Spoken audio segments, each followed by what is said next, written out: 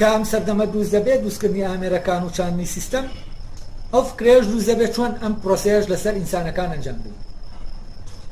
ئەو کاتێک کە ئەم بیرمان وا کردەوە یانی چی؟ یانی ئێمە ئینسانەکانمان بە مادەیەکی خاوزانین، هەر وەکو ئاسن و مەعادینی تر کە ئێمە چی لێ دروست دەکەین ئامێری لێ دروست دەکەین.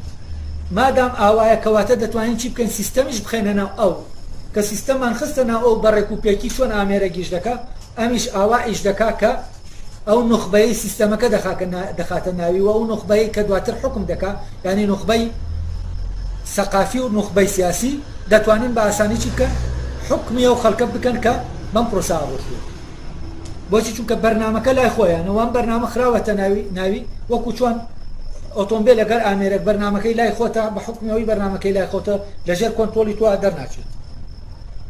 ئەمەش تەمان زۆرێکە لە ئەم نظامە بۆ تێرکردنی مۆزوعی کۆنترۆلکردن لەلایەن دەسەڵاتەوە دروستبووە بە شکلێکی نەرم، نەک بە شکلی هێز کە جاران لە ڕێگەی هێزەوە ئەم ملکەشکردنە دروست دەکرا، بەڵام ئێستا لە ڕێگەی پەروەردەوە.